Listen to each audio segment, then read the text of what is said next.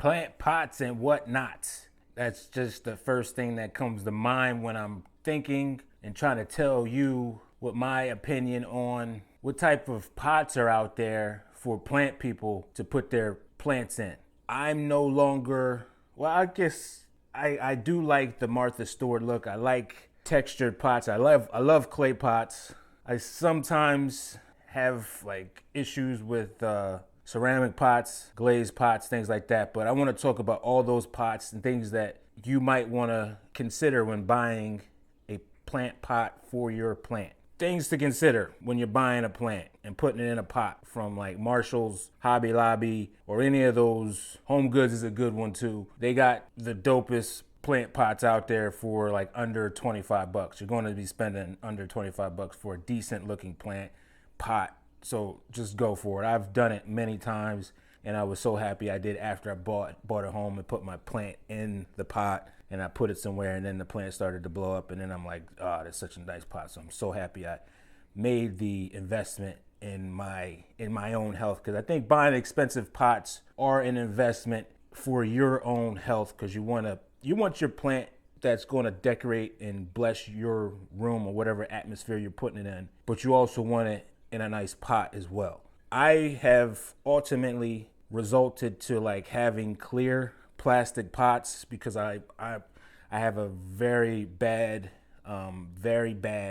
lust over seeing roots. I like to see roots now. I don't want to just see dirt. I want to see roots. And when I use orchid moss, roots are squeaming and pushing throughout the orchid moss. And once you got a clear plastic pot, you can see everything that's going on below the soil line. When you got dirt, you just can't see that. So right now, my whole thing is about seeing roots and getting air to the roots as much as possible. So I don't want anything from Hobby Lobby, Marshalls, or anything right now. Give me something from, give me like a Chinese container from, a Chinese store. Like if you get like a tall, chicken and broccoli, I'm gonna make that into a pot so I can see through it. It has to be clear. This is what I usually, my local Chinese store has clear plastic containers. I actually bought a lot off of a Uline also just to make a lot of propagations with, but I like to see clear pots.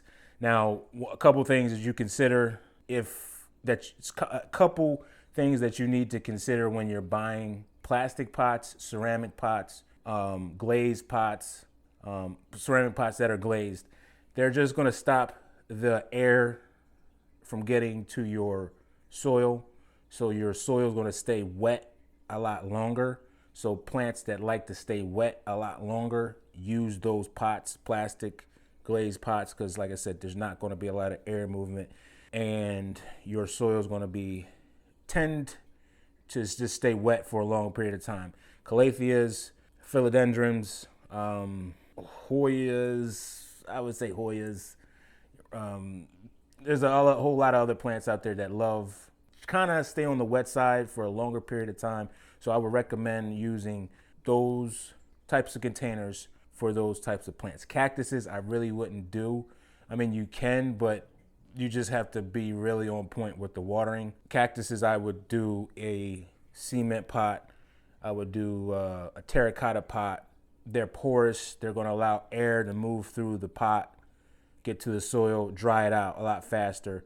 And of course, you got that drainage factor, so that's also going to help too. So everything kind of works all together. That's pretty much what I'm basically trying to tell you. If you're going to buy a pot from any store that looks good, just realize what it's going to do to your soil, what it's going to do to your plant. I know you want it to look great, which it should look great, and it will look great. Just learn the balance when you're watering your plant in a plastic, a cement, or a terracotta pot. Those pots are going to stop air movement to the soil. It's going to let it stay wet a little bit longer or shorter. So that's one thing I just wanted to breeze by and tell you what you should consider when you're picking up those nice looking, like this is my last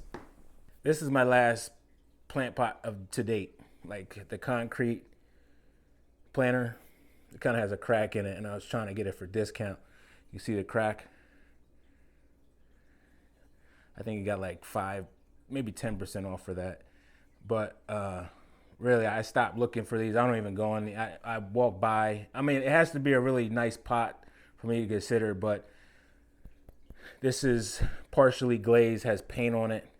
So over here, you're going to get up top here, if I can get it to focus just on the pot.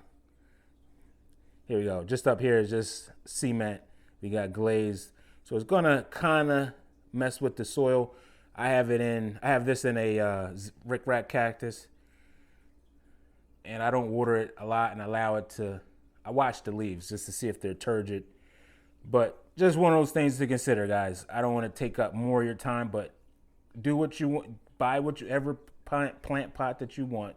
Just make sure that your plant can survive in it. That's another thing to think about. And that's all I want to talk about. Thanks for watching.